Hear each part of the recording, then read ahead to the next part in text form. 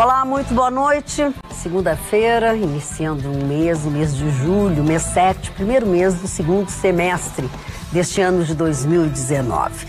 E as informações continuam aí a milhão. Final de semana com movimentação da população em todos os lugares, enfim. Vamos juntos dar uma conferida das informações que estarão daqui a pouquinho detalhadas no Atualidades Pampa para todo o estado do Rio Grande do Sul.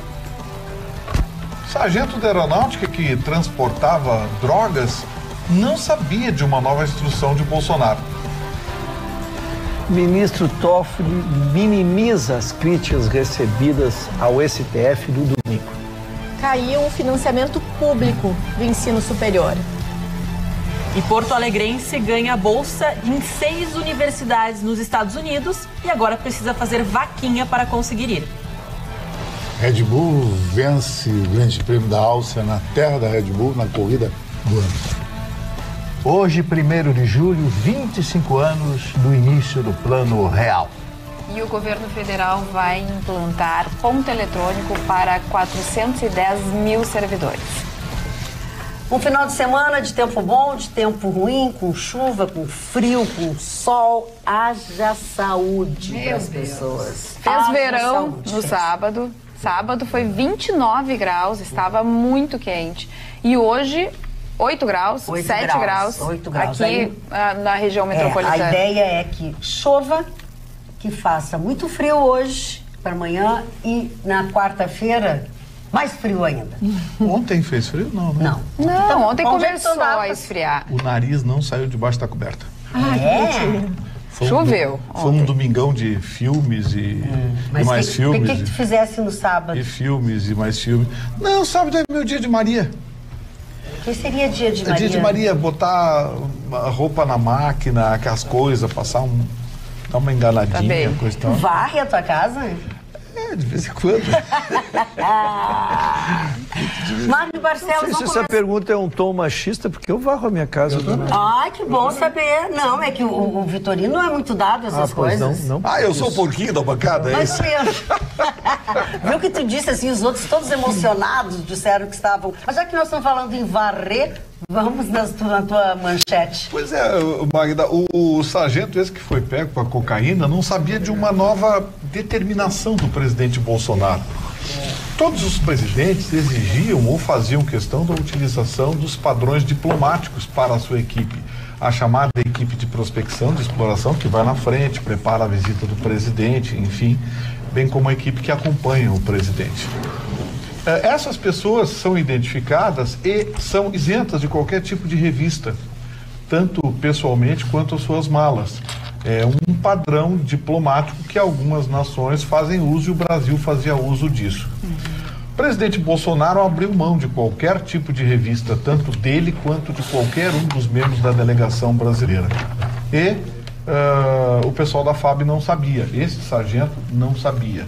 E foi pego de surpresa numa revista estabelecida pelo governo espanhol, já que não foi feito pedido, não foi feita essa regra, não foi exigida essa regra pelo governo brasileiro, foi feita a revista e pegaram esse sargento. Dificilmente o Bolsonaro vai admitir, mas ele, ao abrir mão dessa regra, ele levantou uma cortina muito perigosa e muito nebulosa que existia entre os passaportes diplomáticos e a farta distribuição desses passaportes em Brasília. São milhares de passaportes diplomáticos distribuídos para familiares de autoridades, empregados de autoridades, amantes, viu, Chicão, de autoridades também. É uma festa, é uma gandaia. Porque o passaporte diplomático dá direito a essas pessoas a passar na alfândega sem qualquer tipo de revista, sem qualquer tipo de contenção. Ele apresenta o passaporte diplomático, se identifica como um membro diplomático do Brasil e entra. Pois bem, isso abriu portas muito perigosas. E não foi nenhuma nem duas vezes que chegou a Brasília denúncias de que gente com passaporte diplomático estava levantando suspeitas no exterior. A partir disso, uma decisão quase secreta, agora não é mais secreta porque todo mundo sabe. O presidente Bolsonaro abriu mão, ele e sua comitiva, de qualquer tipo de revista ou qualquer tipo de inspeção na sua bagagem. Resultado, deu a primeira encrenca e prepare-se. Agora todo mundo está sabendo, mas certamente cortou o barato de muita gente. Não foi só na esfera militar, não. Na esfera civil também o barato está cortado. Muito bem. Mas já é uma história, né? Já é uma lambança isso tudo. Chicão, a lambança é bom. Chicão Tofani, tu tens muitos assuntos hoje. Qual deles tu vais falar? Quer falar do Bolsonaro? Não, é do Bolsonaro, um assunto sintomático. Isso aqui é um assunto que muita gente não vai gostar de ouvir, principalmente a esquerda brasileira. Uma manifestação pró-Bolsonaro, uma manifestação da direita, é uma coisa ordeira, não tem briga, não tem nada, não tem manifestações sexuais. Pneu queimado. E detalhe, para provar que tem credibilidade, é feita no domingo. Agora, a esquerda não gosta de fazer na sexta-feira, gosta de queimar pneu, gosta de deixar caminhão trafegar, não gosta que o ônibus saia das garagens, para provar que o Brasil tem dentro do Brasil um Brasil de primeiro mundo e tem dentro do Brasil um Brasil de terceiro mundo. Acho que você que está nos assistindo tem que vir para esse primeiro mundo, o mundo da direita.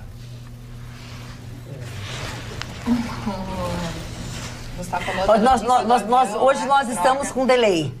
Né? Nós aqui estamos com delay, porque estamos assim, depois de um final de semana, de muita coisa, a gente acaba tendo um delay. Fala sobre o assunto do Vitorino, não? Não, o assunto do Vitorino, só para relacionar, hoje foi apreendido dentro de um avião, o avião fazia voo, só o piloto estava, Marcos Barcelos, São Paulo, Pará, e teve que fazer primeiro um reabastecimento na aeronave. A previsão eram dois. Ele no primeiro notou que tinha algum problema na aeronave, mas resolveu continuar o voo e teve que fazer uma parada de emergência com a aeronave. Pois, quando a polícia chegou, porque as pessoas que moravam por perto começaram a relatar que tinha um avião que estava caindo e tal, ele até posou num aeroporto a 800 quilômetros de Cuiabá, e quando a polícia chegou dentro do avião, tinham malas de dinheiro.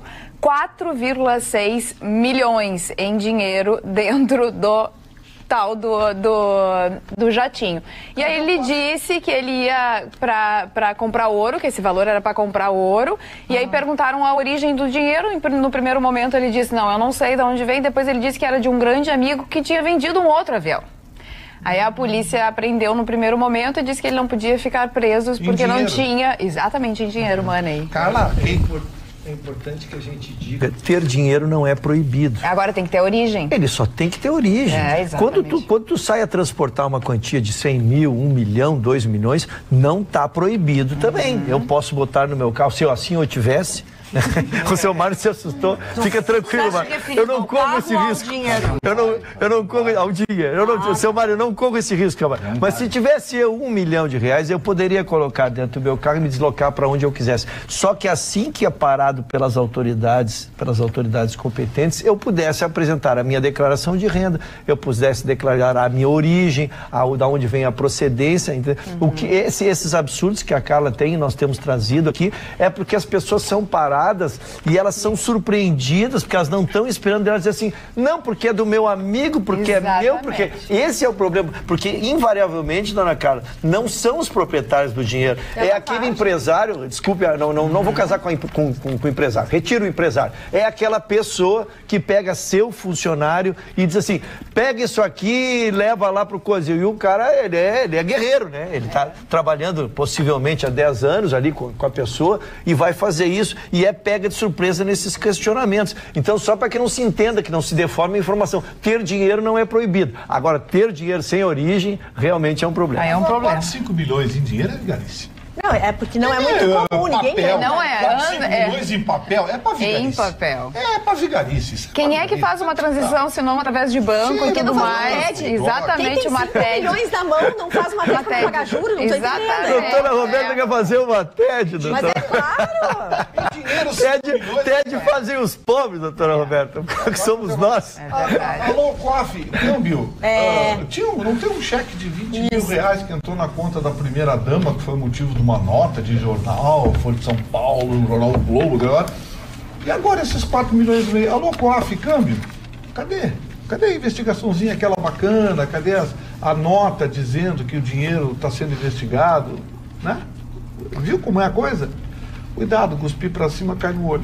Dona, e é importante essa informação, todo e qualquer valor hoje acima de 10 mil reais, que tu fores fazer essa transação, qualquer transação, tu tens que dizer ao banco que tu queres fazer. O banco comunica, então, ao Banco Central, e este faz uma depuração. Se ele achar que há suspeição do dinheiro, ele aciona o COAF ou o próprio COAF se auto-aciona, vamos dizer assim. Então, isso é a partir de agora. Se eu mandar para a senhora, dona Maria, 11 mil reais, esta transação ela é deslocada, ela é avisada e eles vão dizer, não, é um valor mínimo, ou está dentro da proporcionalidade do rendimento do Ruxo e da dona Maria, não lança suspeita sobre essa superação. É isso que assim que está funcionando os TEDs mencionados. E o golpe que eu passei, que eu transferi R$1.400, não estranharam que eu não tenho todo esse dinheiro no banco para passar? Nós queríamos fazer uma vaquinha eletrônica. Nós queríamos fazer uma vaquinha eletrônica para cobrir a senhora. Mas olha bem, isso que o Ruxo falou aí só não se aplica se for ministro do STF, porque aí o auditor passa a ser investigado, sabe? Sai nota no jornal, o ministro da entrevista revoltado, vem o Alexandre Moraes e manda prender, manda investigar e não sei o quê, né? O Toffoli fica nervosinho. Então, assim, isso vale para todo mundo, menos para os imortais de capa preta. Para esses não tem... Mário pode tudo. Me lembro com absoluta perfeição, parece que agora, né? Um átimo de tempo, 1º de julho de 1994, início do Plano Real. Sim.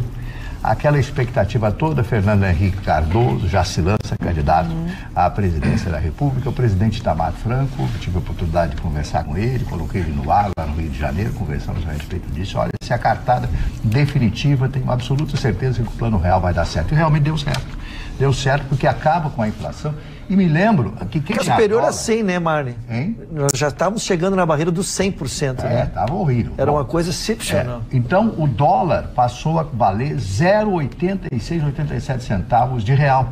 Olha, imagine só o real valendo muito mais que o dólar, não foi? Me corrija se eu estiver. Não, é verdade, isso foi... E eu tinha recebido dinheiro em dólar, fiz uma campanha lá, etc. Eu estava todo feliz, porque o que passou não valeu o dólar, cara. Eu não aceitei aquilo, mas na hora que eu... Foi ao contrário. Os dólares guardados na minha casa, e aí eu recebi o dinheiro, tudo foi declarado, evidentemente, naquela época. Mas foi um dos melhores dias para este país, a criação, tudo com o apoio do presidente Itamar, e toda a equipe lá, comandada pelo Fernando Henrique Cardoso. O país sai daquilo. 25 anos para um país que teve, depois do Estado Novo, a criação do Getúlio Vargas, mais de 9 moedas diferentes. Cruzeiro real, sei lá, o sarnesisco, sei lá, eu tenho tantas moedas, o cruzado, lembra do cruzado? O cruzado foi do Funaro, em 86. Isso, do Funaro, o ministro Dilson Funaro. Então, é um dia muito especial para todos os brasileiros pela criação do Plano Real. E um abraço, né, agora ao meu neto Tiago, que está completando 18 anos hoje. 18 anos. Aê! Eu liguei pra ele hoje. E aí, meu neto? Tiagão, e aí? Tô lendo Platão, vô. Mas dona Mara, não vamos cantar parabéns pro neto do seu Marne? Parabéns pra você nessa data querida. Muitas felicidades, muitos anos de vida. Só pedir a ele que continue respeitando a mãe dele. Tu ligou pra ele, ele já tava comendo? O quê?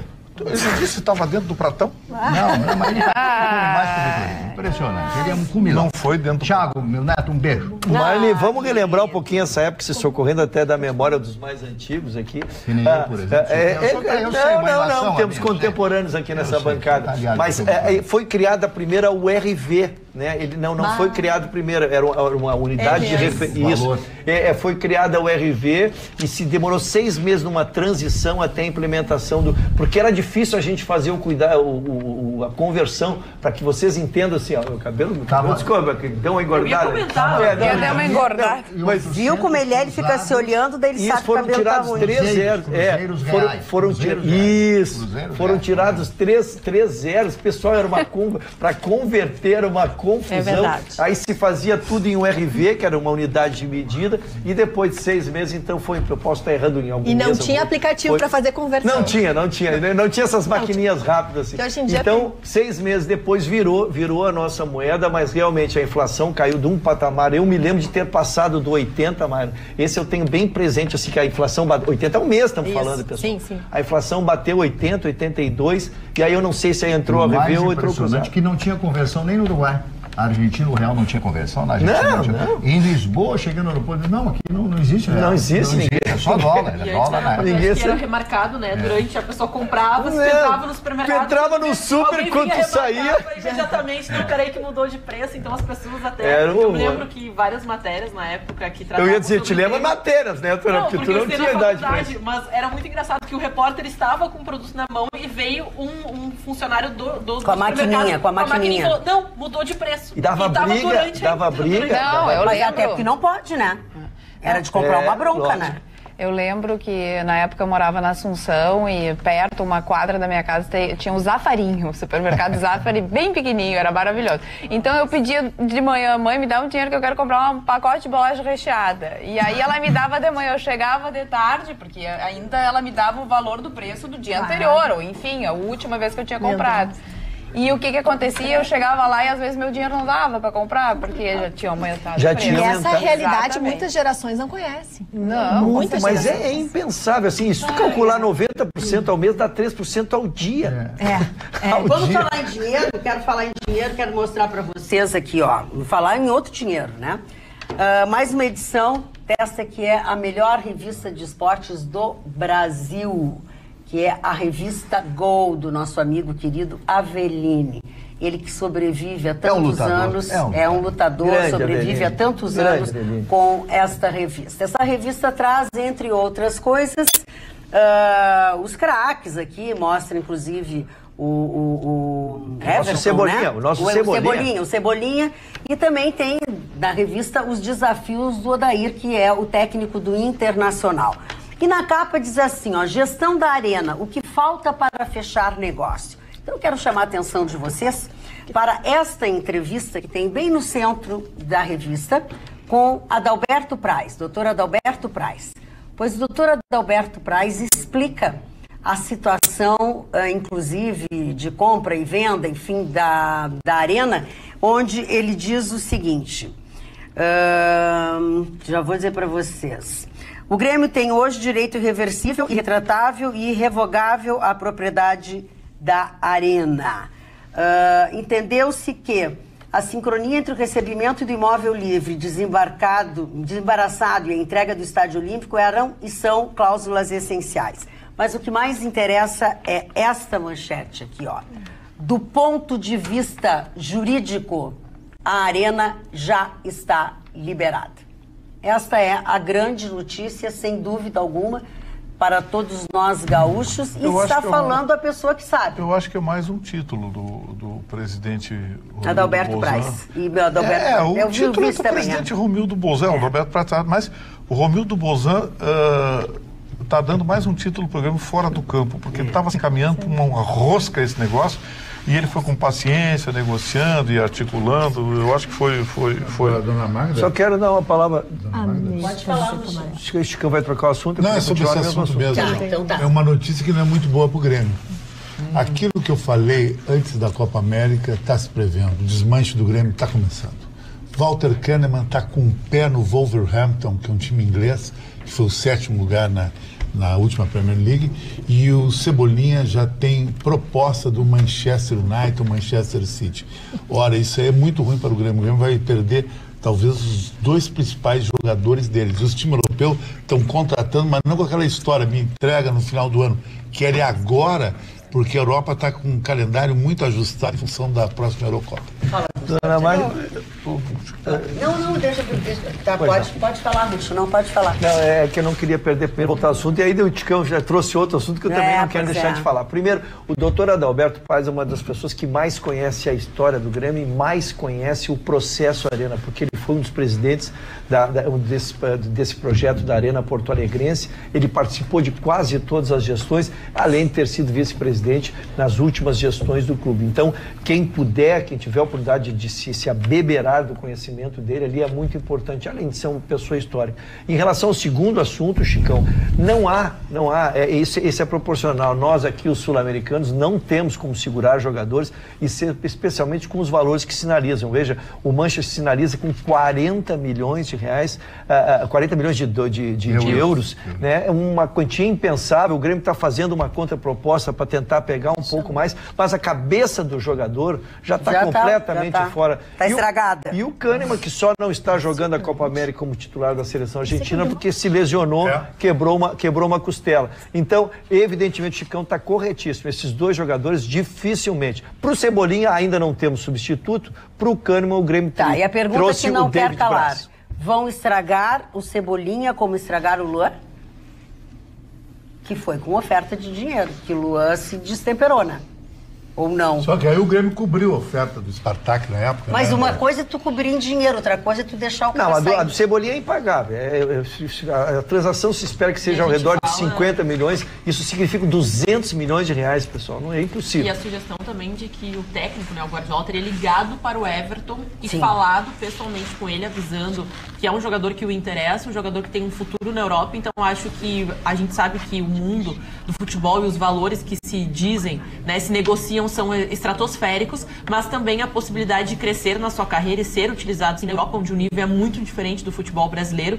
O requinte, até mesmo o aprendizado que ele terá lá, é completamente diferente. Então, acho que isso acaba influenciando mais a cabeça do jogador quando um técnico, reconhecidíssimo pelo seu trabalho, importantíssimo na história do futebol, sim, moderno, ele liga e fala pessoalmente: olha, te quero, acho que não tem Renato Portaluppi, não tem Romildo Bolzan que possa fazer. Ai, te quero é muito forte. Magda, quando eu falo aqui, eu sou muito criticado, mas eu tenho a razão, porque eu sou um professor de história até no esporte. O único time no Brasil que é imune a desmanche se chama Flamengo. Por quê? O Flamengo é rico.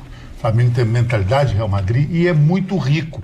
Enquanto os times brasileiros estão vendendo, o Flamengo está comprando. O Flamengo comprou o Rafinha, tá para vir Felipe Luiz, e fez proposta para o Gerson e para o Pedro. O Pedro é considerado hoje o melhor centroavante do Brasil, do Fluminense. Então tem aquele problema. Mesma cidade, um não quer vender para o outro, e o Flamengo está... Porque o Flamengo, além de gestão, é um time que o torcedor dá dinheiro para o time. Então, por isso que eu sou Fla-Fla, graças ao meu amigo Paulo Telaide. Dona Magda, deixa eu uma coisa com o rapaz. Casaca, o rapaz.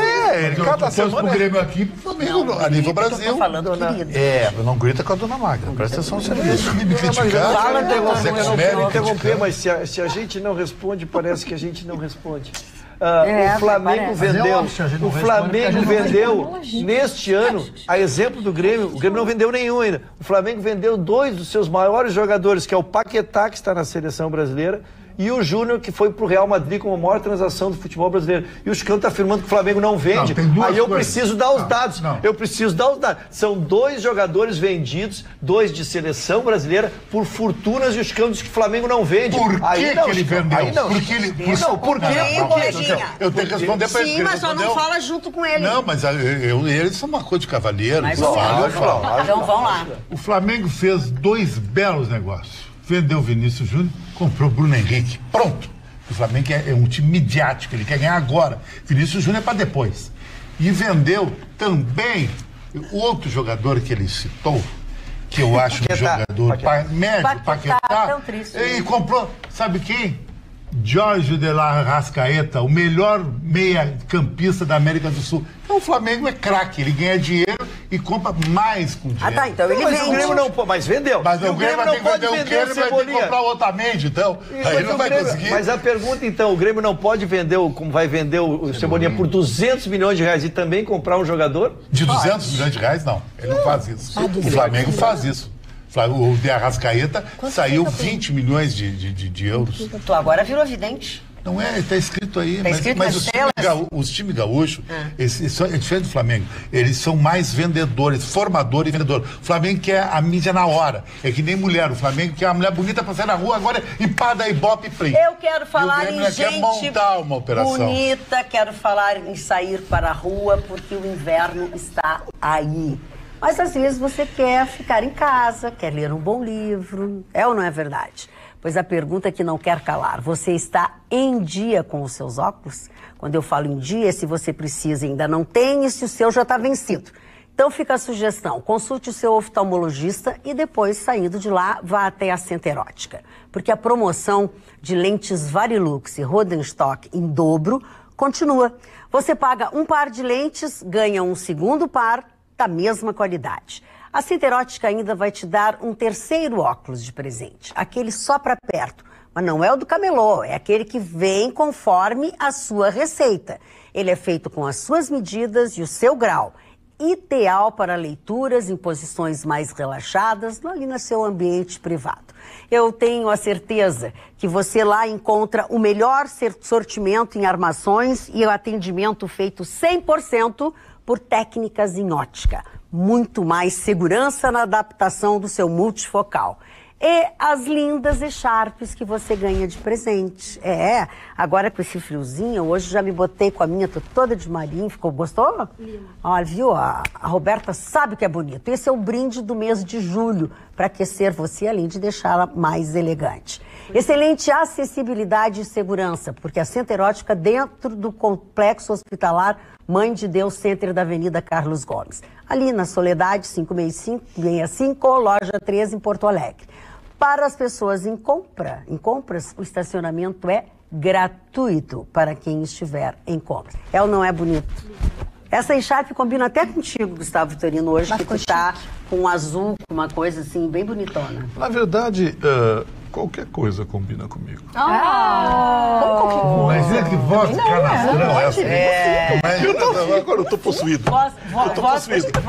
E o Ceguinho fica louco. Voz de dublador de rádio do interior até, de filme de terror. Magda, as pessoas estão mandando mensagem, mas olha só, foi parar uma mensagem no telefone da nossa diretora, Marjana Vargas, que repassou. A dona Vera assiste o nosso programa, manda um grande abraço, é fã de todos. E diz que é o melhor programa de TV do Rio Grande do Sul, a dona Vera. A Marjana repassou porque foi parar no celular dela. As pessoas estão usando todos os canais para se comunicar. Muito obrigado, dona Vera, pela sua audiência, grato pelo carinho com todos. Então abraço. Eu mando um beijo em nome da bancada, a Ângela Maria, uma senhora muito simpática que nos encontrou, Violetinha e eu, no elevador e disse que é muito fã do programa. Então, um beijo muito especial para essa senhora muito simpática. Já que estamos falando dos nossos telespectadores aqui no Facebook online, as pessoas se manifestam, né, na nossa transmissão ao vivo, e o Júnior pede que a gente fale também no Instagram, apareceu no Instagram e no nosso canal do WhatsApp 999-77701, a questão de duas fábricas aqui no Rio Grande do Sul fecharem as portas. Essa foi difícil. Nestlé e Duratex. Nestlé e Duratex, tu vê, a gente está falando de dois segmentos muito diferentes. E são dos mesmos donos, não são? A Duratex na fabricação de louças Deca, né? 1,4 milhão de peças que eram fabricadas por ano, 480 funcionários foram para a rua. A empresa diz que pode realocar em outras fábricas, que vai absorver e tal, mas a realidade é essa. E já a Nestlé é um pouco menos, né? Assim, nem 100 funcionários, mas não interessa, são pessoas que ficam sem emprego. E a empresa diz que os lácteos, o consumo de lácteos diminuiu muito com a crise financeira. Então a gente vê que a crise realmente pega em todos os setores e nós começamos uma semana com essas notícias tristes para tantas famílias e para tantos trabalhadores. Eu até espero que eles realoquem alguns dos funcionários, mas eles começaram a dizer isso depois que todo mundo começou a bater em cima deles, principalmente porque eles não teriam deixado os funcionários entrar nas fábricas hoje para pegar os seus pertences. Depois de uma bela confusão, ou de todo mundo começar a falar, aí o depoimento é que eles puderam entrar, tiraram... Tu imagina, tu chegar segunda-feira para trabalhar e tu não pode entrar no teu trabalho. A Nestlé são 18 funcionários. Eram 70 para os funcionários, aí a planta foi baixando. Palmeiras das Missões. Quem trouxe a Nestlé para cá foi a governadora Ieda Cruz, na época começaram com 70 funcionários, foi reduzindo. Assim, o que está escondido por trás disso e que ninguém diz, mas a gente sabe que é? O custo do Rio Grande do Sul. Isso aí, boa. Você sabe o que aconteceu hoje? Hoje foi tomada a decisão, o governo do estado vai lançar todo mundo no SPC que estiver devendo o IPVA. IPVA? IPVA. Vai mandar prender os carros vai lançar no SPC, vai arrebentar com crédito, vai não sei o quê, mais multa, mais adicional, mais não sei o quê, mais não sei o quê, não sei o quê. Esse baita IPVA do Rio Grande do Sul. Essas coisas é que nos levam a pensar o seguinte: como eles são ágeis, como são competentes para cobrar, criar impostos, infringir punições administrativas ao cidadão. Vocês já notaram? Você notaram como eles cobram, como você recebe certinho as correspondências de cobrança, seu nome vai para lá, vai para cá, você é executado. Você já viu como a máquina pública faz isso? Aí você vai no posto de saúde da esquina, tem gente deitada no chão. Aí você vai na delegacia da esquina, tem 3 policiais para atender você, porque tem pouco efetivo naquela delegacia. E uma máquina só. Aí você vai na escola... Um computador só. Aí você vai na escola, falta o professor de matemática, porque não tem professor de matemática, tem o professor da escola lá da outra quadra que tem que vir suprir, só pode vir uma vez por semana. Sabe... Essas coisas é que deixam a gente indignado, Magda. É difícil. Como eles são competentes para cobrar, para sangrar o cidadão. As empresas já perceberam isso e estão indo embora. Indo embora. Aí vem, não sei o quê, não pode porque a empresa... olha, eu podia relacionar aqui, pelo menos 10 grandes empresas foram embora só esse ano. Lembra da Pirelli? Pirelli foi embora. Aí vem, porque não sei o quê, porque ele foi embora porque o Rio Grande do Sul está caro. Claro, a Nestlé está indo embora porque o Rio Grande do Sul está caro. Vê se está acontecendo isso em São Paulo. A gente vê... São Paulo, eles estão indo para São Paulo. Exatamente. Lembra há 3 anos atrás, quando eu falei aqui da unidade de um dos símbolos do Rio Grande do Sul, que é a Randon? Sim. E que nos enche de orgulho. A Randon é um símbolo do Rio Grande do Sul. Sim, já mudou o seu escritório. A unidade da escritório. Randon em São Paulo está crescendo. A gente não perdeu a Tramontina por detalhe, porque o governador de Alagoas veio aqui e só não levou a Tramontina porque os gringos são apaixonados pelo Rio Grande do Sul, pela Serra Gaúcha. Porque comercialmente eles teriam levado a Tramontina, uma das maiores cutelarias do mundo, porque teriam levado para o presidente Alagoas. Carlos Tramontina tem paixão por esse estado. Foi só por isso, porque se ele pensasse só comercialmente, em dinheiro, tinha ido embora. Sem dúvida. Tinha ido embora. Então, assim, aí as pessoas reclamam, porque o emprego, aí vem deputado fazer discurso bacana, o governador, os governadores, né, os últimos, tudo fazendo discurso bacana, vamos lutar por emprego, pleno emprego, não sei o quê, papapá. Aí é uma norma atrás da outra para apertar o cidadão, apertar as empresas. Aí o sujeito, o Tramontina ia embora, sabe por quê? Porque ele estava 2 anos com um projeto de expansão parado na Secretaria do Meio Ambiente, que não conseguia a licença ambiental para expandir a Tramontina, uma das maiores cutelarias do mundo. Não vamos longe. E a FRUC? A dificuldade da FRUC para ficar aqui no estado. Boa, porque o alemão tá louco de vontade de ir embora. A primeira proposta que receber, ele só não vai embora porque gosta ele e ama o Rio Grande do Sul. construindo e tudo, mas ele estava com o pé fora do estado. Sabe? Então esse tipo de coisa tem que mudar. É Delegacia Regional do Trabalho, é os sindicatos, é a Justiça do Trabalho, é tudo enchendo o saco das empresas. Os caras se mandam. É verdade. Os caras se mandam. Tu tinha uma coisa para complementar aí, Roberto? Magda, na verdade, então, relaxando um pouquinho, eu gostaria de honrar o pedido de uma querida telespectadora que é fã, ela e o marido são fãs do nosso programa, a Kelly Ramires, e ela pediu para que a gente desse parabéns ao marido que estava de aniversário, o Romeu Piccoli. Ele estava de aniversário sábado, dia 29, então parabéns ao marido. Mas, sobretudo, eu achei muito fofo que ela me pediu o seguinte, eu ficaria muito feliz se tu puderes dizer que eu o amo muito e que ele é o homem que escolhi ficar a vida toda. Seria o máximo. Então, tá aí Como o recado. É o nome dele? Ele é o Romeu Piccoli. E ela, a Kelly Ramires. O Romeu é o Romeu da Kelly. O meu Romeu. É o Romeu. Exatamente. Parabéns, Romeu. Então tá, eu vou ter que mandar um beijo especial pra minha Alice, que eu não sei se tá me assistindo, mas que fez aniversário nesse final de semana. Vocês viram o ministro Toffoli hoje? Vamos ver se a gente consegue encaixar no segundo semestre o julgamento da liberdade do Lula. A cada 2 meses eles julgam alguma coisa do Lula. Você sabe quem é que morreu hoje? Quem que morreu? A dona Alcirene. Sabe que a dona Alcirene é uma senhora mineira de 60 anos que lutava para obter remédio e o recurso foi parar no STF. E está numa gaveta do STF há 6 anos. Essa senhora morreu hoje por falta do medicamento. Pois é. Chicão, tu ia falar uma coisa? Completar o que o Vitorino está falando, que o Vitorino fez uma explanação interessante. Muito bom. E um exemplo, a BMW, que eu acho que é uma das maiores marcas do planeta em automóvel, chorou, implorou para vir para o Rio Grande do Sul, quis ficar aqui, porque nós temos um polo automotivo interessante em Caxias e Gravataí. Não deram nada para a BMW, não deram nada, nem R$1 de imposto abatido, nada, esses nossos políticozinhos aqui. Sabe onde é que foi a BMW? Para Santa Catarina. É ou não, Vitorino? É verdade. Está lá fabricando carro, exportando 320. A série 320, série 3 para o mundo todo. A África do Sul uma vez pegou a fábrica da BMW, pagou para os caras aí. É o X1 e o 320 que eu montava. E nós não queremos a BMW aqui? Mas não teve uma ideologia de retardado aí que mandou os caras da Ford embora? O Rio Grande do Sul hoje, com a Ford e a Toyota em Guaíba, seria o segundo estado brasileiro, seria a segunda indústria automobilística brasileira. Vamos torcer para que o futuro seja bom. Esse passado está muito chato. Doutor Ruth, vamos falar sobre o... Vou para a minha manchete, vamos então, para que é o presidente do STF, exatamente o presidente. Toffoli, dona Laura.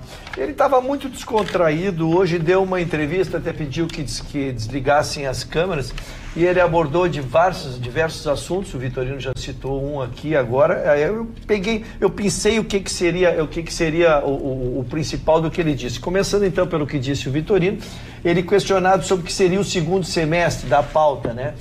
Essa ação seria julgada em abril, a OAB pediu para retirar de pauta, foi retirado e não tem data. Ele disse que tem brecha para o segundo semestre ainda, mas que não está montado. Mas ele abordou essa questão.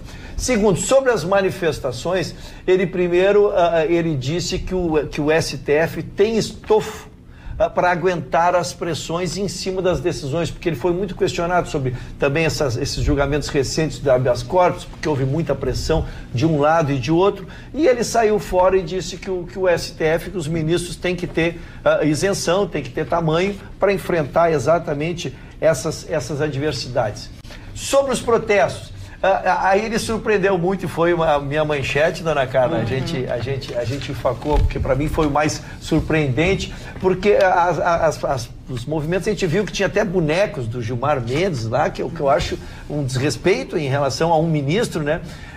Especialmente para ele se manifestar sobre isso. E ele, como eu disse, estava de paz e amor. Ele disse assim, que antes as manifestações eram agressivas, eram injuriosas, mas esta de domingo, elas foram legal, foram num clima bom, foram democráticas, eu guardei uma palavra, razoável e não ofensiva. Ora, fazer um boneco de um ministro, ridicularizando ele, não é ofensivo, mas vamos lá, esse é o enfoque que ele deu. Também questionado sobre o site, o Intercept. Sim. Aí ele foi melhor ainda, ele foi mais próximo. Ele disse que ele está cheio de serviço, né, mano? Ele está cheio de serviço, ele não teve tempo de ler as informações, porque não chegou nele ainda como jurista, né? Então, que ele não teve tempo de acompanhar, ele não teve tempo de ler, então ele não sabe nada e se declarou cheio de serviço. E não teve tempo de ler, então, essa matéria tão discutida assim. Então, isso foi uma entrevista, como ele disse, ele pediu para desligar as máquinas, para desligar as câmeras, falou para uma população. O jornalista estava em casa ali e se presta para a análise da bancada. Mário Barcelos. O Brasil, eu tenho citado aqui algumas vezes que o Brasil é uma colônia de banqueiros. Uma colônia de banqueiros, já foi citado num livro em 1935 pelo Gustavo Barroso, que falava a respeito disso. E o BNDES, essa aqui é demais, ele não aceita pagamento antecipado, o BNDES. O BNDES parece piada, né? Parece, mas é verdade, ó. Está aqui no valor econômico, né? BNDES cobra multa para aceitar quitação antecipada. Portanto, com a queda dos juros, o banco se diz prejudicado, porque ele emprestou a longo prazo e ele não pode perder. Então, eu quero pagar devo 500 milhões, quero pagar os 500 milhões. Não, mas você vai ter que pagar uma multa de 1 a 2%. Então, muitas grandes empresas brasileiras, visando essa queda de juros, resolveu pagar antecipadamente. Teve uma empresa, que eu até tomei nota aqui, a Eneva, pagou 509 milhões em dezembro agora, antecipadamente. E para essa empresa, não sei que acordo foi feito, o BNDES não cobrou nenhum por cento, nem 2%. Apenas matou a dívida nisso. Então, nós vivemos num país em que banco não aceita que se pague. Eu nunca vi uma coisa assim, porque eles vão perder dinheiro. Quer dizer, o cidadão quer aproveitar que o juro baixou, porque não se sabe o que vai acontecer, os juros podem voltar a crescer, como já chegaram na época da Dilma, 14%, 15% o ano, né? pode crescer novamente. Agora está com essa taxa bastante baixa. Então é uma notícia publicada no jornal Valor Econômico, que é o jornal de economia mais importante do Brasil. Repito a manchete: BNDES cobra multa para aceitar quitação antecipada. Deveria ser uma felicidade para o BNDES. Aí eu fico perguntando, esses são os empréstimos que Cuba não pagou, que a Venezuela não pagou. Como é que fica toda essa história aí? Quem é que vai pagar? Somos nós que financiamos o BNDES, que tira dinheiro do banco particular, passa para o BNDES e ele empresta a juros subsidiados. Este é o problema e o grande ganho do BNDES. O Marne, isso aí que você traz, tem uma informação técnica nisso aí que é preciso a gente esclarecer. Existem contratos em que o juro moratório é parte integrante do rendimento. Se você inclui uma cláusula de pagamento antecipado eximindo esse juro moratório, você tira o rendimento e ele invariavelmente se acentua a partir da segunda metade do financiamento. O banco não pode perder. Então, assim, o banco, se o banco antecipar o pagamento e reduzir o juro moratório, ele perde. Sim, mas como é que para essa empresa não foi cobrado? Não, olha bem, eu não estou entrando no teu caso específico, eu apenas estou explicando como funciona alguns financiamentos, financiamentos da empresa, porque tem tipos de financiamento com garantia, financiamento de produção, financiamento de longo prazo, financiamento subsidiado. Teve uma época que tinha financiamento para as transportadoras, para as empresas de logística, a 3% ao ano para comprar caminhão. Era um juro subsidiado. E tinha origem em recursos do BNDES que repassava as instituições financeiras. Alguns recursos para construção civil, por exemplo, têm essa origem também e precisam ser pagos ao longo do tempo. Agora tem um negócio, Mari. Ainda estou esperando abrir a caixa preta do BNDES. Todo mundo. Cuba não paga. Tem novo presidente, estou esperando. Muito bem, vai esperando. Boa noite, Magda. Ainda bem que o Chicão não torce para o Brasil, pois o Uruguai, que ele falou que ganharia a Copa América, foi para casa mais cedo. Abraços, Breno. Olha, eu não tenho que defender o Chicão, mas 3 gols foram anulados da seleção uruguaia. A seleção uruguaia não merecia perder aquela partida. Uma baita zebra. Eu não vi. Bom, mas aí contra o juiz de VAR ninguém Só para ter uma ideia, dona Maria, 2 jogadores do Uruguai, o Soares e o Cavani, o passe deles vale mais que os 23 jogadores peruanos.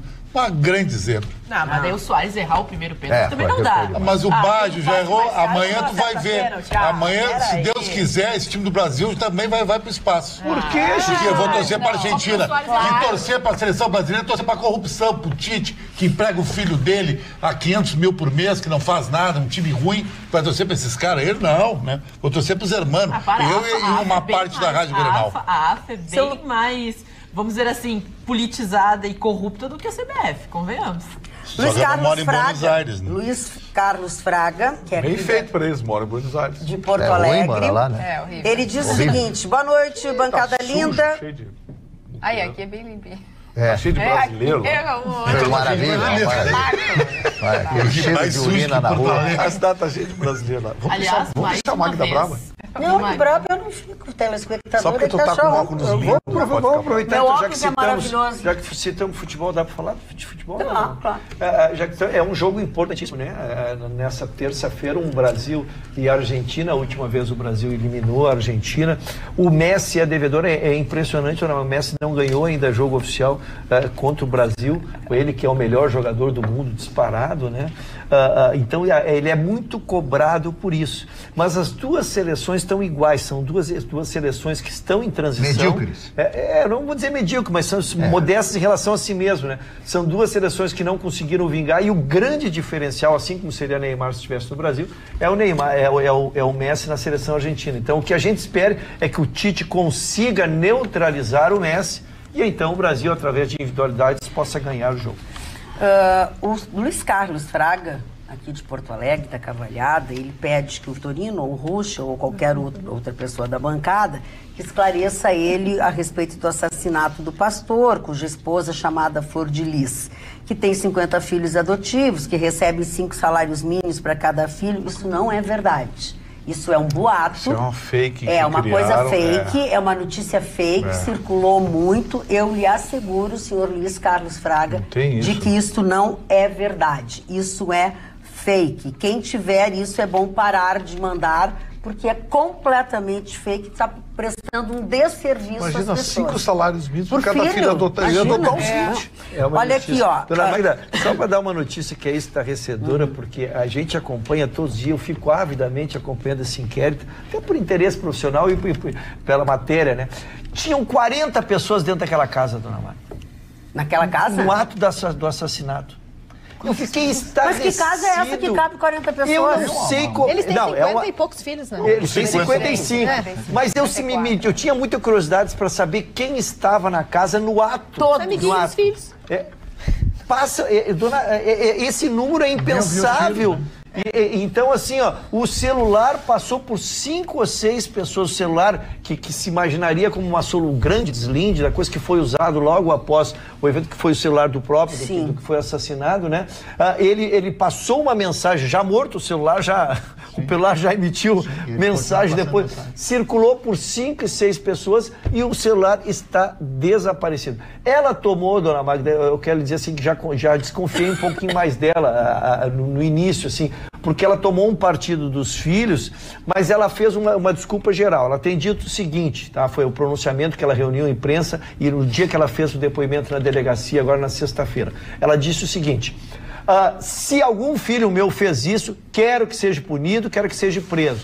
Mas eu, como mãe, não acredito que nenhum filho meu faria isso. Então, só para deixar claro assim, o posicionamento dela, no início, parecia que ela queria encobrir o filho, que o filho teria feito alguma coisa em função disso, mas as investigações não estão indo para isso. Tem 2 presos, 2 confessos, mas que agora, com os advogados que assumiram o caso, já estão mudando a versão. Já estão mudando a versão. Está aparecendo a última versão, Chicão, do filme da Agatha Christie, que é Assassinato do Expresso Oriente. Porque cada versão que eles fazem do Assassinato do Expresso Oriente, escolhe um assassino diferente. Como eles não tinham mais quem culpar agora, todo mundo matou o cara. Eu tô achando que foi um assassinato familiar.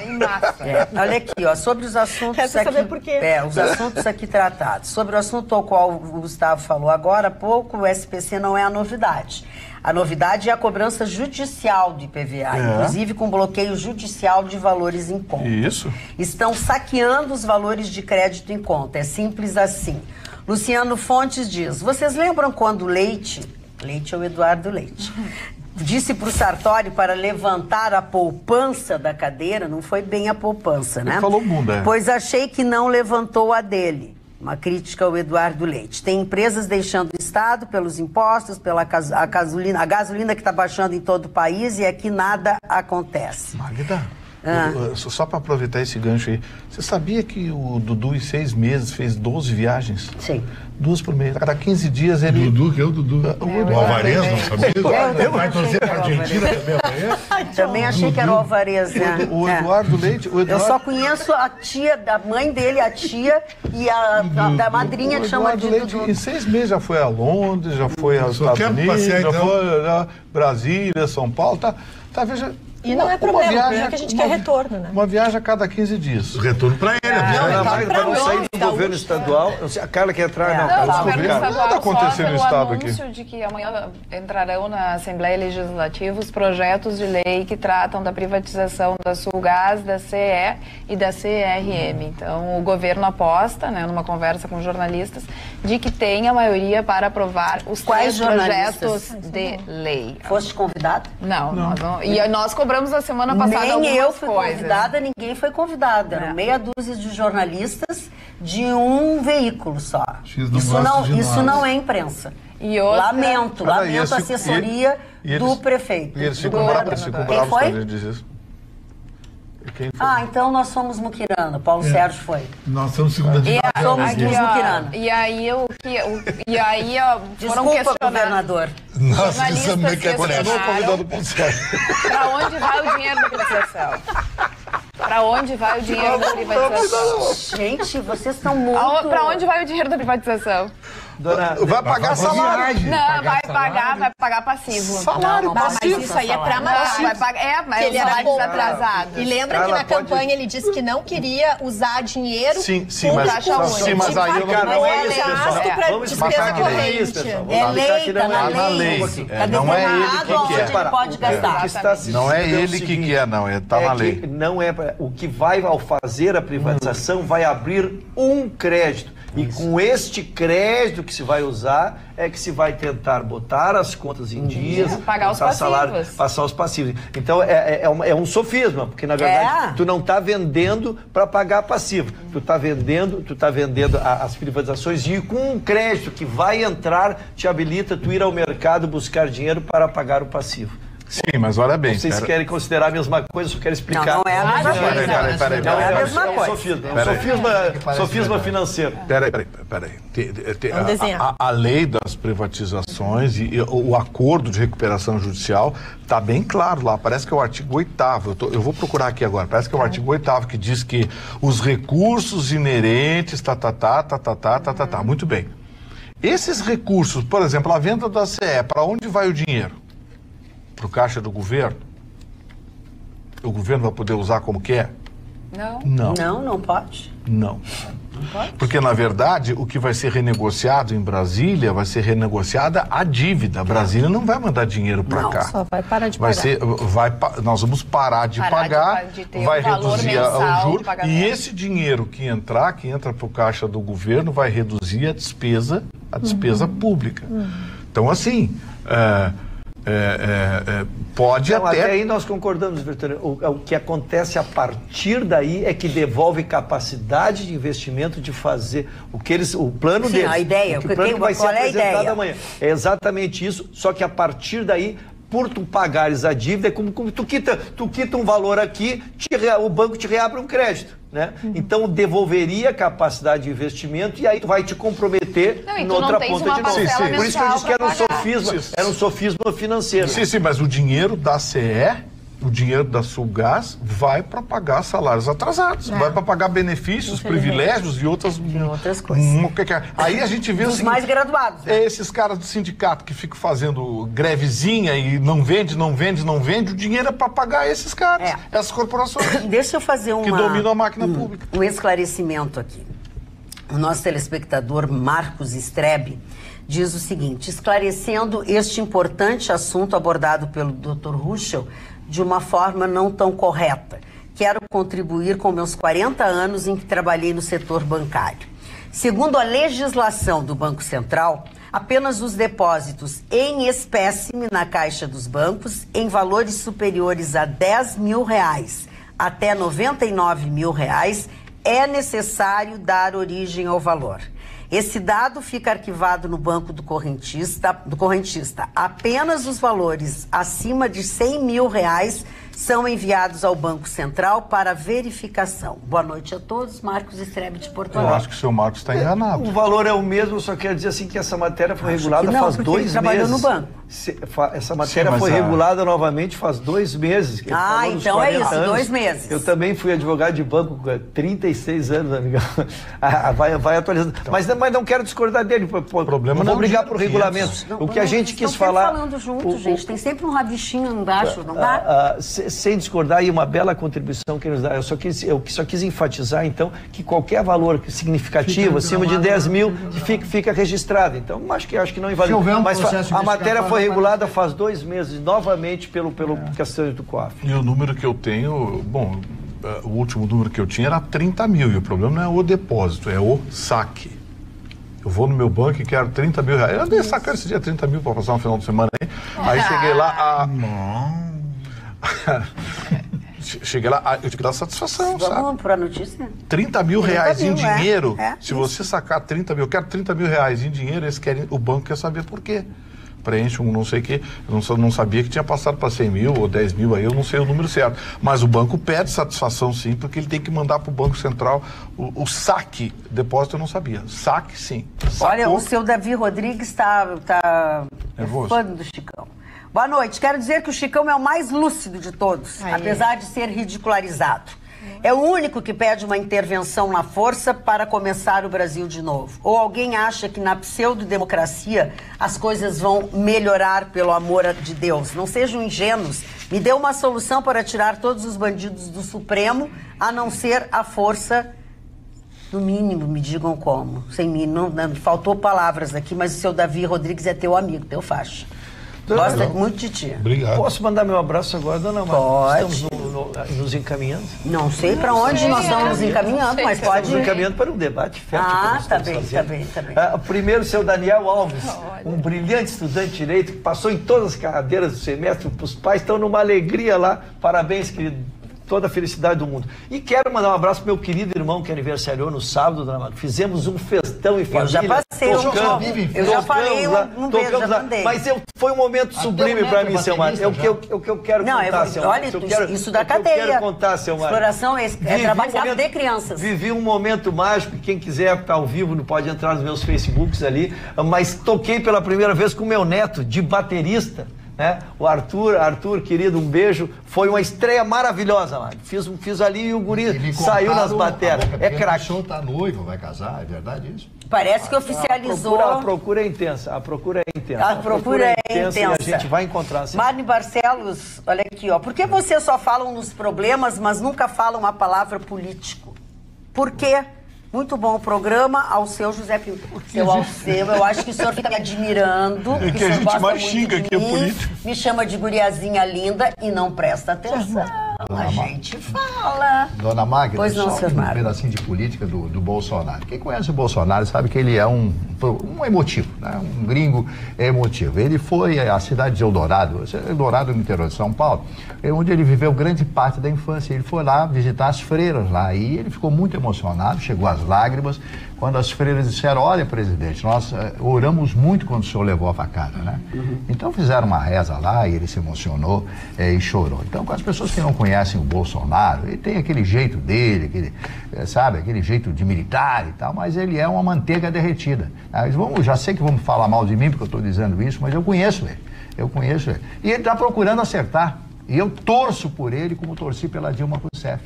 Eu torci pela Dilma, quantas vezes eu disse: olha, eu acredito, ela tem que arrumar, ajudar, isso não aconteceu nada. Mas torço pelo Jair Bolsonaro, porque eu sei que ele tem boas intenções.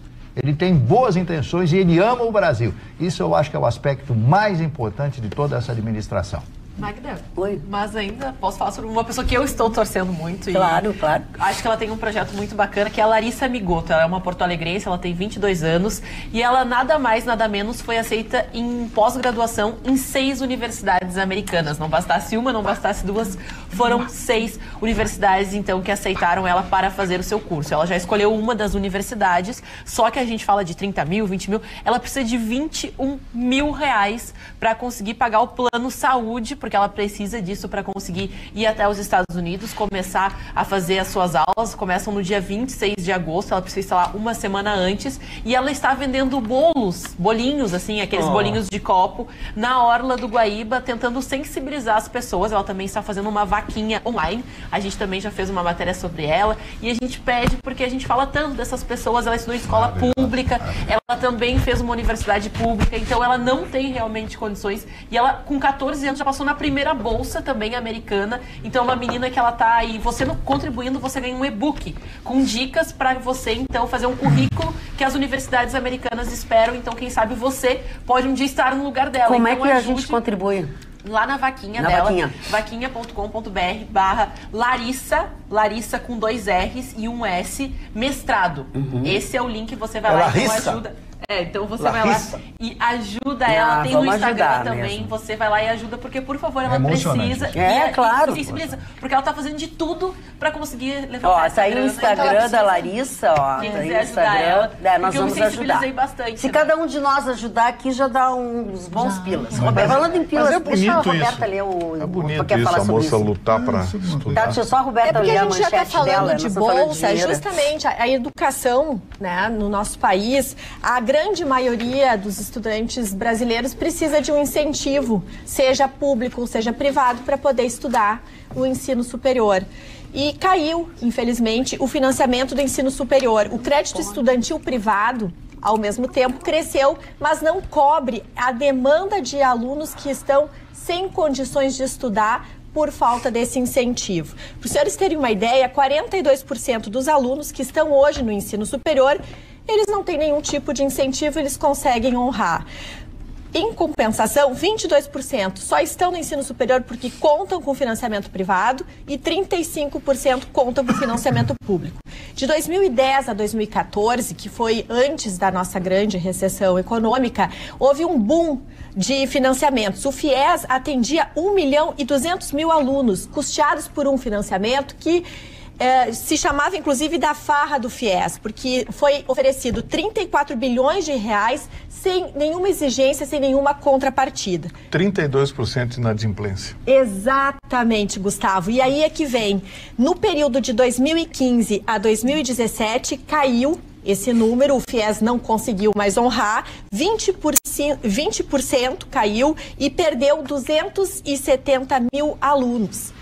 É importante ressaltar também que o FIES é um empréstimo, é realmente uma política pública, tem um prazo mais alongado para quitar, tem juros de 6,5% ao ano, mas é uma dívida, exige uma organização financeira. E, infelizmente, atualmente, de cada 5 alunos, 3 estão com dívidas de financiamento estudantil em atraso e muitos desistem no meio do caminho os seus estudos em razão de precisar, infelizmente, trabalhar e não poder honrar. Isso era um cálculo atuarial, né?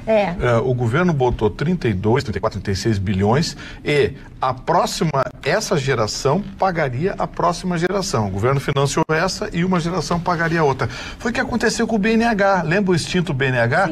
O governo botou um dinheiro e uma geração financiaria. Foi assim que quebrou o BNH, quebrou Minha Casa Minha Vida, quebrou o FIES, porque o FIES quebrou. Ou seja, o problema é cálculo atuarial.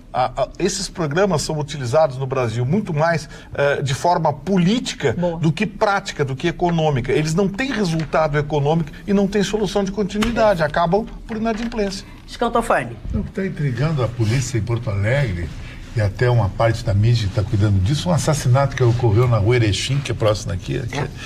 Um aplicativo, o cara recebeu, ia se encontrar com uma mulher, uma namorada, uma amiga, e foi com o aplicativo. Chegou lá, levou 15 tiros. Tinha uma tocaia lá. E o próprio motorista levou 3 tiros, mas os executores mandaram o motorista embora. Mas tu viu a história da vítima? Sim, a vítima Foi a corrida da vítima? Mas ninguém sabe por que aconteceu. Não, mas se olhar a história deles, sabe-se. É tráfico. Tinha condenação, era todo enrolado. E filmaram ainda a execução e botaram na internet, é nova moda agora. Mas isso aí é recado e para apavorar os outros. Que estão devendo. Será ele amanhã, mais ou menos assim. O negócio assim, lembra, a máfia siciliana, ela tinha morte branca. O que é a morte branca? O cara sumia. Nunca mais ouvia falar. O Estado Islâmico também. E tinha aquela morte encomendada que era recado. Que largava o cara morto, despedaçado, no meio da praça, sujando tudo de sangue, que era recado. Falando nisso, lamentável que os ataques, as correspondências, os telefonemas falsos complicaram e acabaram prejudicando a investigação da polícia no caso do ácido jogado nas pessoas. É verdade. Já se descobriu agora, né, que é o ácido de bateria, que ele é amplamente encontrado. Sim, isso na semana passada. E até isso, segundo o delegado, né, nas novas informações, o que complica ainda mais localizar exatamente onde se compra e onde são os pontos. Sim. E o medo agora é que, divulgando também a substância, mas é necessário para que as pessoas se cuidem, o ponto de que as pessoas que também estão, às vezes, recebendo cartas sobre ameaça, ou até as pessoas que têm uma coisa ruim dentro delas e querem manifestar, possam procurar esse produto. Então se fala, né, você que talvez tenha uma mecânica, um local onde se comercializa. Né? Não, e você também avise, né, se acontecer alguma coisa, alguém procurar o produto. Eu estou sorrindo, porque eu vou falar do meu sorriso, porque eu recebi um e-mail do pessoal lá não sei se é de Passo Fundo, alguém que disse assim, o que é que tu fizesse nos teus dentes, que tu tá com um sorriso mais bonito? Eu coloquei aquelas lentes que todo mundo está colocando, né? E eu coloquei aquelas lentes com alguém assim muito especial, que eu fiquei com a minha boca, com os meus dentes e o sorriso melhorou e sabe que sempre dá uma levantadinha assim na gente quando a gente coloca as lentes. Com o Dr. Manuel Barrios. Se você olhar, ele tem Instagram, ele tem Face, e tem também, eu tenho sempre nas minhas coisas o endereço dele, o telefone. Manuel Barrios, do Smiles. Então não tem como você esquecer. Falando não tem como você esquecer, Chicão Tofani? Não, dona Magda, esse final de semana aconteceu a corrida mais eletrizante da Fórmula 1 esse ano.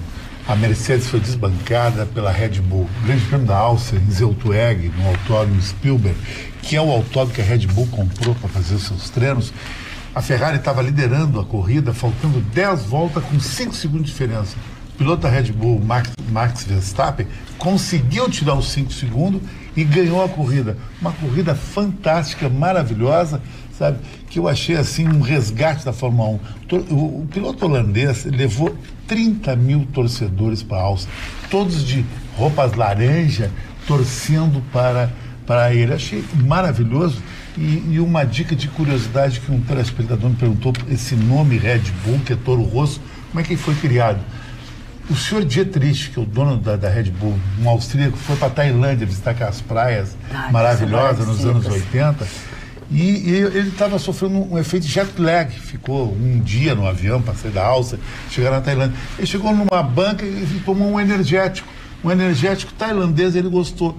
Ele comprou a fórmula, levou para a Áustria e conseguiu produzir em escala industrial hoje o maior energético do planeta, que é o Red Bull. Red Bull, é verdade. Já fizeram, já tentaram, mas ninguém consegue fazer. Porque a fórmula é só dele. E eu vou te contar. Eu não sou muito desse tipo de bebida, não gosto. Acho muito perfumado, enfim.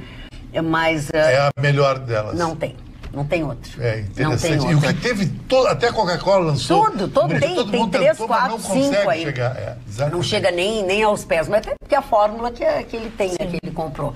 Marne Barcelos, vamos comemorar os aniversariantes com o Red Bull?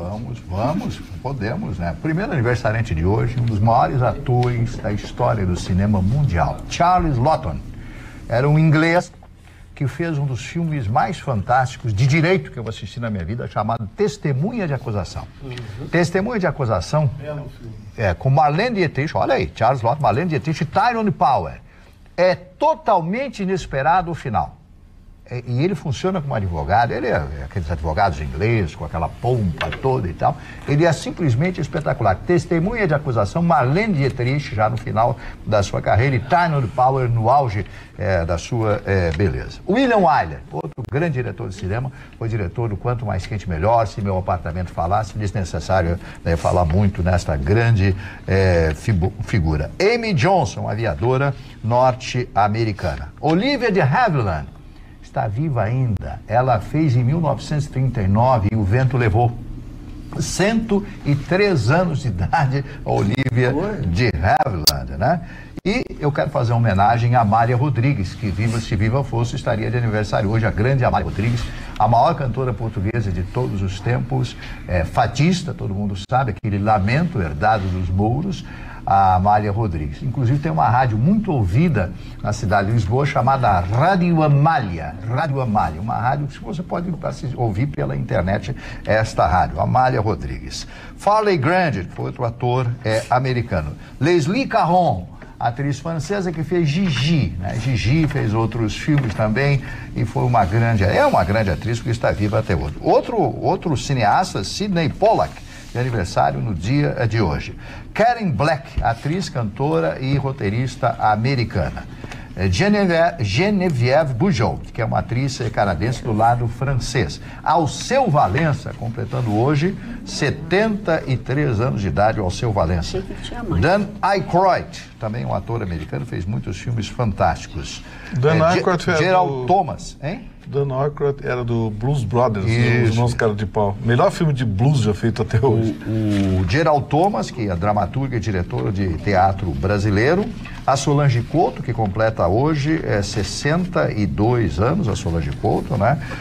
Também a Princesa Diana, estaria de aniversário hoje. Lady Di. Lady Di. Quantos anos, mano? Olha, ela Faria. Faz a conta aí, 30 e poucos anos. Vamos ver a data de nascimento. Daiane, 81, 38 anos hoje. 38 anos. Como é que a pessoa nasce em 81? Ah, não, 81. Ah, é sacanagem. Como é que a pessoa nasce em 81? É antigênica. Isso é problema de saúde pública. Moral. Ah, 61. Não é possível. Eu enxergo mal. Tá bom. 61. 81. A Nani Melhorou. People, atriz brasileira, e a Marisa Monte, completando hoje 52 anos de idade. Marisa. 52. Maravilhosa. Essa sim, Eu gosto dela uma também. grande Eu gosto. Cantando como se não houvesse amanhã. Falando em mulheres maravilhosas. Simone, cantora brasileira. E o Fábio Pochar, né? Esse é novo, nasceu em 83, né? Está completando 36 anos no dia de hoje, o Fábio Pochar. E finalmente, essa pro Chicão, o Daniel Ricciardo. Automobilista australiano, é bom? Piloto da 30 anos Renault, estava hoje, na Red 30 Bull, é um australiano, tem o nariz grande, assim, parecido com o Rec. Assim. E a barriga? A barriga não, ele tem 15. Mas ele é rico como o Rec? Eu acho que ele é mais rico que o Rec. Não, eu acho que o Rec é que tu não sabe como o Rec da Fórmula 1 ganha 20 milhões de euros por ano. Ah, 20 milhões pro Rec é troco. Vamos fazer fofoca? Depende. Eu estou recebendo as fotos aqui, a relação de jornalistas que foram convidados pelo governador. Mas não vamos falar isso Dudu porque vai tomar um cacete, Dudu. Porque o Paulo, Porque, a nossa empresa foi convidada e está tudo bem. Sim, foi convidado. E nós? E nós, Nós somos marginal, então. Não, mas o nosso vice-presidente foi, gente. Não, mas o nosso vice-presidente, ele ficou bem informado, nós não. Mas enfim. A assessoria deve ter feito assim. Também vocês dão um pau todo dia. A mulher sensacional, atenção, a mulher sensacional, irmã Dulce, será a primeira mulher nascida no Brasil que se tornará santa. Será canonizada no próximo dia 13 de outubro de 2019, numa celebração que será, obviamente, presidida pelo Papa Francisco. A informação foi divulgada, foi oficializada, na verdade, nesta segunda-feira, né, numa coletiva de imprensa para a qual nós também não fomos convidados, que ocorreu em Roma, no Vaticano, e no santuário Bem-aventurada Dulce dos Pobres, no Largo de Roma.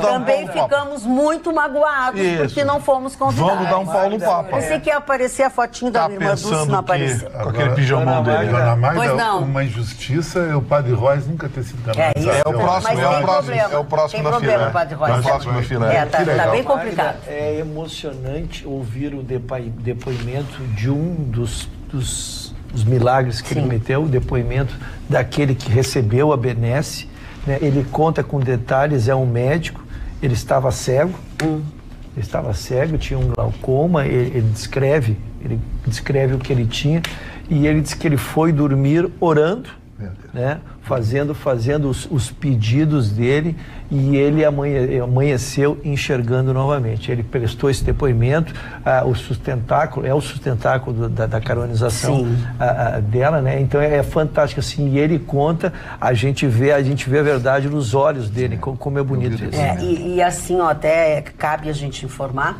que na mesma oportunidade também será canonizado o inglês John Henry Newman, que é um dos principais intelectuais cristãos do século XIX. São outros 4 santos, segundo o Vaticano. A canonização da irmã Dulce será a terceira mais rápida da história. Por quê? Porque apenas 29 anos após o seu falecimento, né? E atrás dela, antes dela, só a santificação de Madre Teresa de Calcutá, que foi com 19 anos após o seu falecimento, e o Papa João Paulo, 9 anos após a sua morte. E é bom a gente comentar, além disso que o Rucho acabou de falar, além desses 2 milagres que foram reconhecidos pela Igreja, e daí a razão de ela ser canonizada, existem mais de 10.000 outros relatos feitos por fiéis no mundo inteiro que estão armazenados pelas obras sociais Irmã Dulce, a OCID, que tem a sua sede em Salvador. Depoimentos de cura de câncer, de superação de vícios em droga, conquista de emprego, solução de dívidas e problemas familiares, sobreviventes a acidentes graves. Só para que não chova mensagens aí, dona Magda, eu errei, ele é maestro e não ele é maestro. Perdão. Eu recebi um número aqui bem curioso, aí fui checar para ver se era verdadeiro. Está no site do IBGE. Você sabia que o Rio Grande do Sul foi o único estado brasileiro que teve crescimento negativo de emprego, ou seja, fechou empregos em maio? 11.200 vagas fechadas só em maio no Rio Grande do Sul. Por falar em 11 Todo o resto do Brasil cresceu. E mais da metade, Chicão... A crise está aqui no Brasil. Mais da metade dos empregos formais que foram criados foram no estado de São Paulo e Minas Gerais. Mais de 50% dos empregos que foram criados desde janeiro foram no estado de São Paulo e Minas Gerais. E sabe o que esses dois governadores fizeram? Reduzir a carga tributária. E por que não reduz aqui? Pois é, o quarto segredo de Fátima. Quem fizer isso vai ser canonizado. Como é que vai pagar salário? Mas a pode viajar. Aposentadoria de 100 mil, 60 mil, 80 mil, então, salário de 6 dígitos. Eu quero te falar de uma aposentadoria. Aí não convida nós e viaja. Ô, Suas Gralha, posso falar sobre a aposentadoria? Nós estamos xingando o governador. Ele está morrendo de preocupação. Não faz nada, ele fica. Olha aqui, ó. A aposentadoria de R$11.500. Este é o valor da aposentadoria do homem senador caçado por corrupção Delcídio. E continua recebendo? Aqui, ó. Sai a aposentadoria especial pelos 14 anos de exercício de mandato parlamentar. R$11.500 por mês ele vai receber. Ele que leva com ele na sua história, no seu currículo, o fato de ter sido líder do governo Dilma e o mais importante, que justifica ele ganhar tudo isso. Primeiro senador a ser preso no exercício do seu mandato. Que título bacana. Que título bacana, né? E a cara fica vermelha, cara sem vergonha. Fica vermelha, cara sem vergonha. Arquivado hoje o pedido de impeachment aquele do motorista. Para aqui, pro Marquesan. Sabe por que do que ele fundamentou o pedido de impeachment? Só porque o prefeito Marquesan autorizou 2 linhas de ônibus a funcionarem domingo sem cobrador. Aí ele achou que houve uma inflação, uma lei municipal, não sei o que, e pediu impeachment. Aí foram olhar quem é o rapaz já foi candidato a vereador pelo PCdoB, afiliado ao PCdoB. Ele não é motorista. Ele não é motorista, ele é um profissional. Era aquele sindicalista profissional, aquele cara que fica só em volta. Que ao invés de trabalhar, fica tucanando a vida dos outros. Falando em profissional, o Intercept divulgou algumas conversas durante o final de semana, a movimentação da manifestação pró-Bolsonaro, pró-Moro, e eles divulgaram algumas mensagens entre procuradores, não todos da Lava Jato, um grupo de procuradores, e nessas mensagens, segundo o Intercept, eles se diziam preocupados com a indicação do Moro, porque ia perder credibilidade para ministro e outras coisas. Pois o ministro Sérgio Moro publicou o seguinte no seu Twitter: a matéria do site, se fosse verdadeira, não passaria de supostas fofocas de procuradores, a maioria de fora da Lava Jato. Houve troca de nomes e datas pelo próprio site que as publicou, como demonstrado no site O Antagonista. E mais, alguns procuradores disseram, não, realmente a gente trocou mensagens nesse sentido, mas um deles buscou as mensagens, ainda tinha as mensagens, e as mensagens não estavam originais. E teve troca de nome, assim, eles erraram o nome dos procuradores. Não fiquei surpresa. Mas... Ninguém mais leva a sério esse negócio. Agora, as manifestações ontem, tem uma imagem linda do maestro Eduardo Lages, do Roberto Carlos. Ai, maravilhosa. Como é grande meu amor por vocês. Meu amor é o Brasil. 120 mil pessoas na Avenida Paulista, o Eduardo Lages tocou e as pessoas cantaram. Foi linda. Tu concluísse teu... Concluía. Tá. Tem uma... E mais a minha manchete, só para não deixar para amanhã. Não.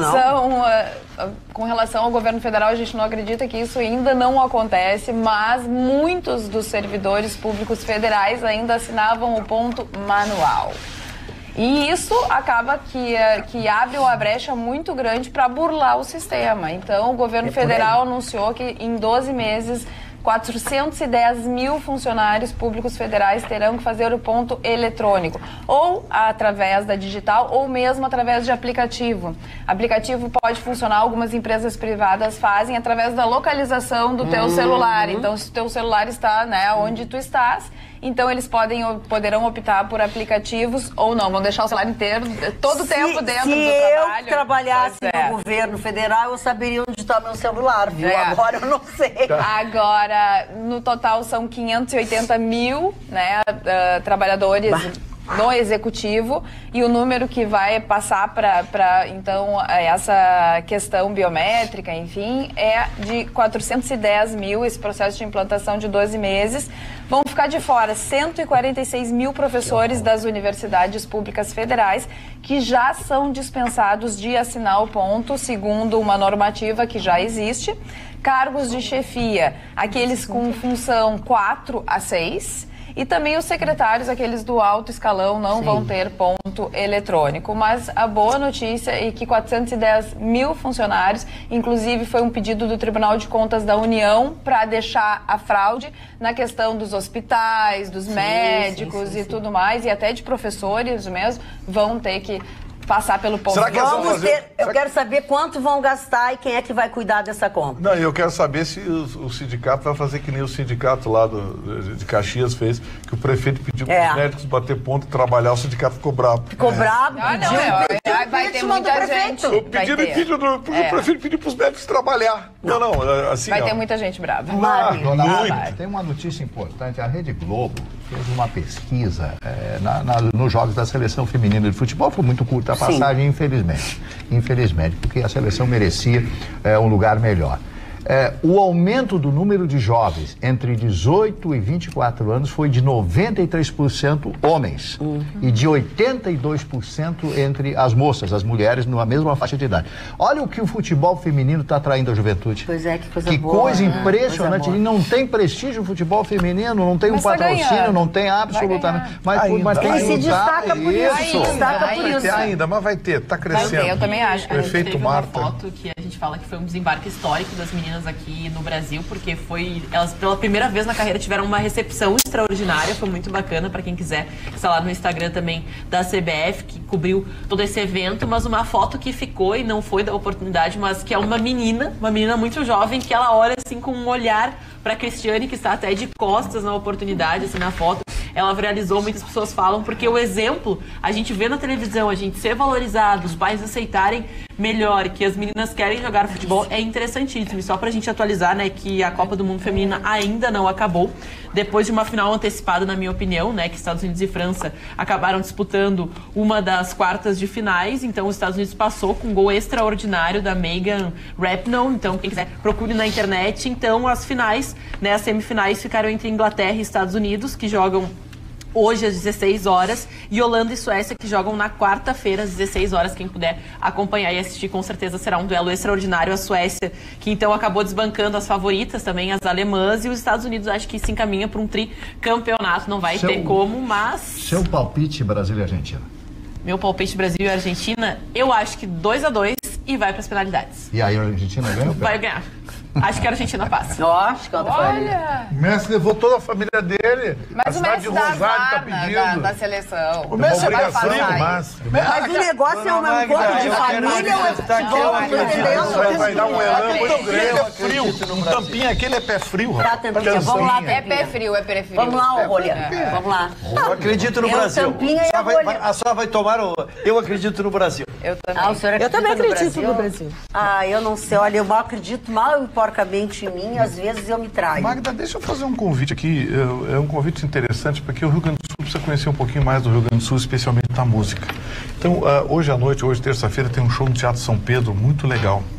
Um artista nosso, gaúcho, nativista, o Marco Aurélio Vasconcelos, está completando 50 anos de carreira. Nossa, que 50 feito, anos hein? de carreira. E ele está lançando o CD Além das Cercas de Pedra, um show que ele faz com o Martim César e com o Marcelo Caminha. É hoje à noite, hoje terça-feira, Marcelo Caminha é maravilhoso também. Eu adoro Marcelo Caminha. Hoje, agora, 9 da noite, no Teatro São Pedro, um espetáculo muito bonito. Conhecer a música gaúcha, a raiz, a música gaúcha de qualidade. É um belo espetáculo. Que legal. Olha aqui, ó, uma coisa que eu não entendi, que não sei se vão deixar passar batido, como eu desconfio até de galo torto, então, sabe, não sei.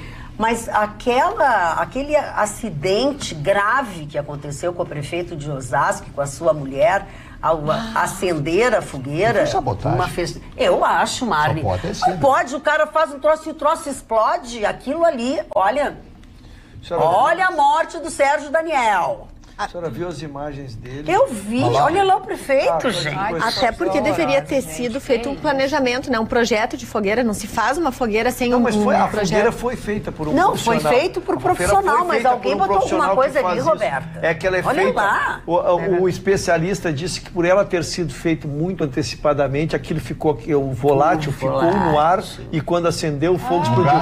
Mas o que mais assustou, Carla, é que ele veio no caminho, ele e a mulher dele, as crianças, as duas filhas, pedindo para elas acenderem a fogueira. E eles tiveram a lucidez de não permitir que as crianças fizessem isso. Aí a pergunta que não quer calar. Quem fez a fogueira... Uma empresa especializada. Justificou que ficou muito tempo feita. Fica porque, lógico, tu tem que botar um produto ali dentro, que é o que vai explodir quando tu incender. Sim. E esse, como ficou muito tempo, ele se propagou pelo ar e ficou... E eles não sabiam que isso ia acontecer? Bem, a responsabilidade é da empresa. A pergunta é excelente, dona Maria. A pergunta é excelente. A justificativa é bonita, mas eles tinham também o horário que tinha que ser. E é pertinente... Se eles fizeram e sabiam que ia acender 2 dias depois... Se eles já acertaram qual é o negócio, se sabe que tem. E, Magda, é pertinente esse assunto porque nós estamos em dias frios. Muitas pessoas, às vezes, têm lareira ou têm condições de ter um fogo, enfim, e as crianças gostam de... Dona Magda, por que não proíbe fogueira? Isso, então, tem um fato de uma criança, por exemplo, foi acender o fogo com álcool e veio e morreu queimado. É uma tragédia. Com 8 anos, uma criança. Então, assim, isso aí tem muito da responsabilidade ou irresponsabilidade dos adultos. A gente está falando de responsabilidade, de desleixo. Não tem como tu proibir esticão. Mas é a maior forma da barbárie humana. Não, mas tem o que eles proíbem? Determinadas árvores e tal. Isso sim, se te pegam fazendo uma fogueira com algumas árvores, assim, eu vi, porque lembra que eu fui numa festa de São João, nós fizemos uma fogueira. Mas era só de taquara, queimou em 3 minutos. A gente fez assim, a fogueira não tinha queimado. No Nordeste você fala... A senhora pulou a fogueira? Eu não, se eu não alcanço nem no banquinho, vou pular a fogueira. Você fala em proibir fogueira no Nordeste, é preso. Mas fala... Mas lembrando que na Bahia até deu uma... Porque infelizmente aquela guerra de espadas, né, de fogos de artifício está proibida e mesmo assim se manteve a tradição e as pessoas que participaram da festa... Aliás, as pessoas queimadas foram presas e não receberam atendimento, né? Eles fazem aquela espada, aquela guerra de espada, tem um evento tradicional espada lá. de São Jorge. Aproveitar para assistir. Eu aproveitei esse final de semana que eu fiquei de molho com a chuva, né? Sim. Chama chuva? Chama chuva. Essa eu não conheço, não me apresentou. Eu baixei. Não baixei, não. Não baixei. Eu assisti porque apareceu no computador. E tira ele. A série Chernobyl, em 5 capítulos da HBO. Gente, é baseado no livro, né? De um dos cientistas que veio para o Ocidente a escrever o livro, coisa e tal. Ele conta em detalhes. Olha, o filme é assustador. Claro, a gente tem aquela coisa, as pessoas queimadas, coisa e tal, mas o que levou àquela explosão é um negócio assustador. Que a gente nunca soube, né? Ele conta a verdade, que é a coisa da mentira, né? Que os governos escondem. Não é o governo russo, o governo americano esconde, todos os governos escondem as suas bobagens. E foi uma falha que tinha que o governo russo não queria admitir. Enfim, mas é uma série muito interessante. São apenas 5 capítulos, mas assistam, vão conhecer um pedacinho da maior tragédia nuclear do planeta de todos os tempos. Olha, nós falávamos agora há pouco sobre... Matou mais gente que Hiroshima e Nagasaki. Sobre assassinatos e coisa. No final da noite dessa segunda-feira, enfim, talvez vocês, pela manhã de terça-feira, vocês vão ver, a polícia está alertando que 3 homicídios acontecidos em 29 horas alertam sobre a volta da guerra do tráfico em Alvorada. Foram 3 em pouco tempo, em um dia, menos que um dia e meio. Foi 1 no sábado e 2 no domingo e na segunda-feira. São consideradas indícios para o retorno de disputa por pontos de vendas de entorpecentes aí em Alvorada. Chegamos ao final do nosso Atualidades Pampa de hoje. Voltamos amanhã, logo depois do Jornal da Pampa. Estejam conosco. Até lá.